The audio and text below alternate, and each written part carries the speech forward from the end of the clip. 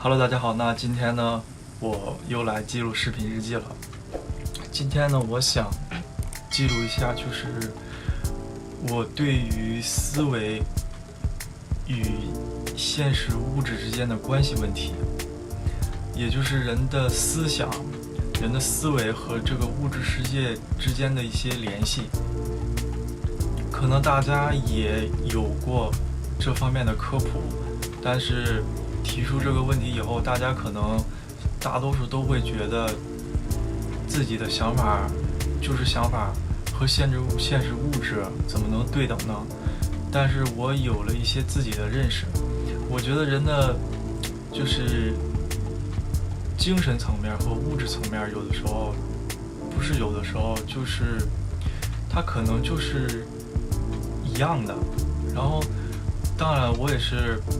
看了一些书，然后对于我给了我一些启发。但是这个问题我自己也一直在想，这个问题就是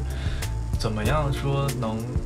说出来，把这个事情说出来，解释出来。我自己想用我自己的语言可能去翻译一下，但是今天这个视频日记也就是记录一下我自己的想法。然后我就觉得，就是你大脑中的想法，我就觉得也是物质。可能这个时候有人就要出来反驳了，说你的想法既摸不着也看不到，你怎么能说是物质呢？但是我觉得想这些问题吧，不能站在咱们这个就是三维空间里去想。现在就是说就连科学家他们也认识到了就是更多维度的空间的存在。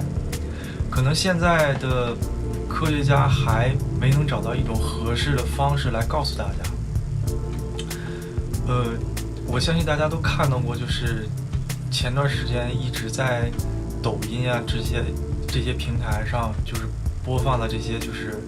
从那个平面图，然后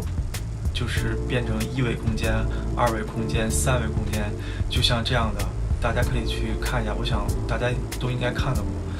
那么这些空间，可能说这些科学家他们知道，因为这些图可能都是这些研究人员去做出来的图，但是就是现在的科学家可能还没能找到一种合适的方式来告诉大家怎么能用一种简单的语言来让大家去理解去接受。就是一个聪明的科学研究人员，他知道原理，但是让人们去理解可能需要时间来去证明。然后我现在想说的是，这个时间可能是10年，也可能是50年。就是大家不要把这个时间想成一个就是摸不着看不到的东西。这个时候我觉得你要把时间这个观念把它看成一个立体的，而不是一个抽象的。它是一个不要去抽象的去理解这个时间。然后我说的这个意思，我在下面就是说我的想法的时候，可能对你会有些帮助。就是我所认为的什么是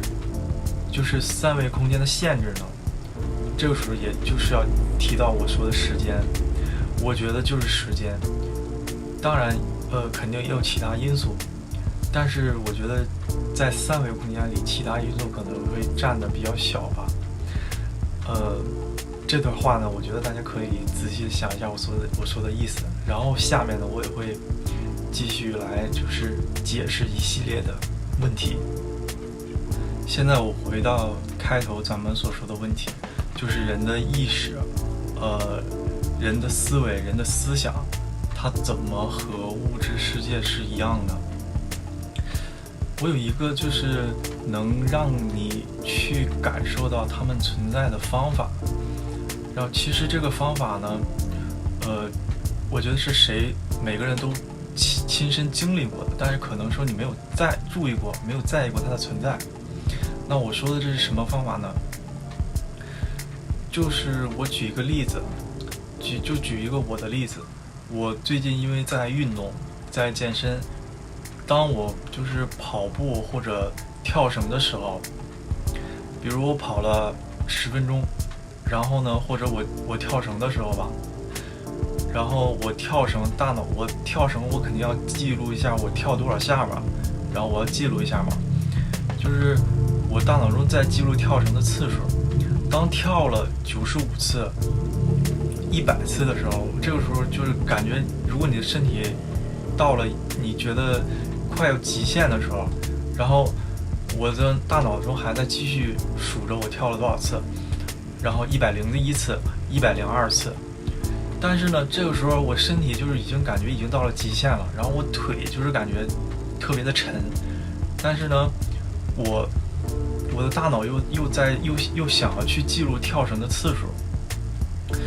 那我觉得我的身体要马上在一瞬间要到达极限了。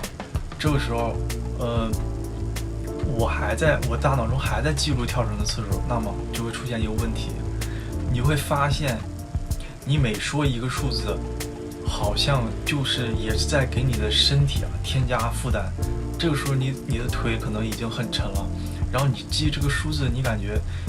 无形之中也在给你的腿，感觉在往你的腿上压，或者给你的身体在压，就是特别沉的，就是那种感觉。就是那个时候你突然就是想，可能我连计数都不想去记了，我根本就不想去想了，因为身体那时候已经很累了。所以说这个时候你会发现，你想这个问题，你想去记录这个数字的时候，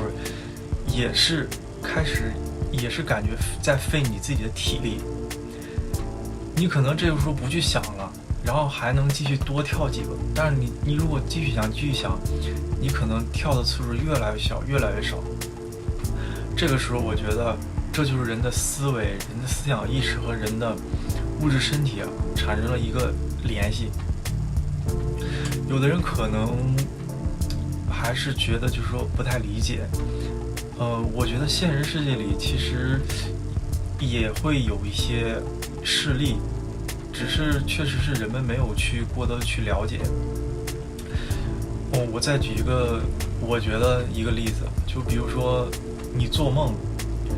你会觉得我只是做了一个梦根本就没什么，也不会发生什么。但是确实有一些个别的很特别的例子存在，就是关于做梦。当然我不是说让大家去相信我只是说举这个例子。然后科学家其实也是说做梦只是人的就是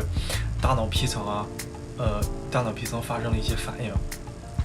但是我觉得这个可以说也是一个未解之谜了。很多人觉得做梦不会和现实物质世界联系起来。但是你知道有一种人，就是他有梦游症的人，你知道吗？有这种人，就是我记得一个故事当然就是我也记不清了，就是很久之前好像是大人给我讲的一个故事，就是有一个人睡觉，他不知道自己发生了梦游，他在梦游的时候就是出去井里，那个时候有井，他去井里去打水，然后去浇菜，然后他醒来就是特别的累，说自己睡觉的时候梦到了自己去干活了。然后这个时候我就想问，那他做的梦到底是真的还是梦呢？那他事情做了，然后自己又在睡觉，那你这个就是很难说清。然后呢，关于法律方面的问题，我觉得和这个有一些关系。就是什么呢？就是比如一个小偷想去一个有钱人的家里去偷东西，那他在这个有钱人的家门口呢，就是左顾右盼的，然后被这家里人发现了，就是通过监控发现了。然后这个家里人一看，可能这个人就是因为他不认识这个人，然后他又在你的家的门口晃，他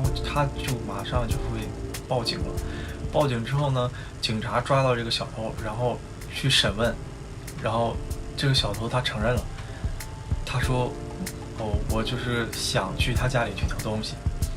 但是这个问题就出现了，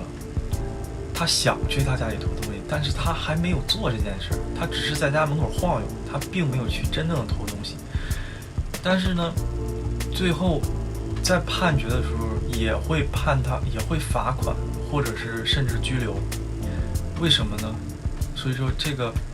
当然法律方面有法律方面的就是解释嘛，就是什么做的事情什么未遂啊什么的，当然会有法律方面的去解释。但是呢，我觉得和这些方面和我刚才说的也有一些联系。所以说大家去想一下，人的想法、思维和现实物质是不是一样的？人们也是就是有意无意的承认了这个问题，但是又实际上又不会去亲自去承认这个它的存在。然后现在的人也都会说，人的想法，人的精神世界里有精神财富。比如说你大学毕业一直想开公司，首先你有了这个想法，通过不断的努力你成功了，你真的有了公司，但是你的想法、你的思维、你的目标真的变成了现实，那你会说那个是你努力了，你奋斗得来的。但是这个解释呢，当然也是很复杂了。但是首先我觉得你要有一个正确的明确的思维，你的想法在，你才能做到你想要的。当然如果你不去努力，思想中一直是懈怠的我做不成啊，我什么呢我今天不做了，或者明天做啊，一拖再拖，那么你的思维可能就不会达到你想要的物质现实。那其实呢，我可以说再举一个简单的例子，比如你想吃一个面包，那你这个时候你就要去买，或者说从冰箱里拿出来，最后你放在了桌子上，然后放在你的面前。那么这个时候问题就出现了，你买面包首先需要时间，你去拿面包呢也是需要时间，但最终你实现了你的想法，你吃了面包。这种思维变成面包这个现实可能会有一些抽象，因为这个过程经过了时间的过程，经过了时间的过滤，让你觉得这个现实就是给你的现实感觉特别的强。你可能坐车开车去买面包，花费的过程精力时间再给你现实的感觉，让你觉得你吃到这个面包不是你的想法了，它变成现实的，而是经过你的努力你花费了时间去得到的。那这个世界的给你的感觉变成了思维，可能才占了1%，思维才占了1%，然后这种实现的这种物质现实变成了99%。我所说的这个比例呢，是说它给你的就是感官上的感觉，就是现实世界中这种感觉。然后呢，又说到了时间，我觉得时间起到了加成的作用。你觉得因为我也都是在3维世界嘛，就是说起来这些事情，可能你会觉得就是无法理解，根本理解不了。但是谁也说不准，可能说在4维空间或者在5维空间更高维的空间中，那我就不用去买面包，就是把时间这种差给完全去掉了，我不用去买面包。那我的思维一想，那我想吃面包，那面包可能会说在4维空间里在5维空间里，它会自己就出来，就到了你面前。那谁也不知道高维空间是什么样的，但是有这个想法，就是你不能去否定说高维空间里这个事情不能发生。那这个时候我还要再提到时间这个问题。那我刚才举了例子，就是怎么样就是体验到精神世界和物质世界就是他们在同一世界的那种感觉。那么我觉得时间就是把精神思想思维转化为现实物质世界中人能感受到实实在在的东西。我觉得时间起到了这个作用。当然，就是大多数人都是要花费很长时间的。然后呢，我们再说一下我刚才提到的三维空间的问题。把我刚才的例子就是对比到我开头讲的这个问题，就是科学家就是也想给人们去解释啊，什么是四维空间啊，什么是五维空间，什么是更高维的空间。刚才给大家看了这个维度视频，从低维度到高维度的变化，但是这个维度视频是做出来了，但是没有人去告诉你们怎么看，就算告诉你了，你就是也看不出来它是怎么，你能看出来它的变化，但是你根本看不出来它是什么样的，你知道吗？就是肯定有方法去理解去感受，但是呢大家要在三维空间中去看更高维度的空间，当然肯定会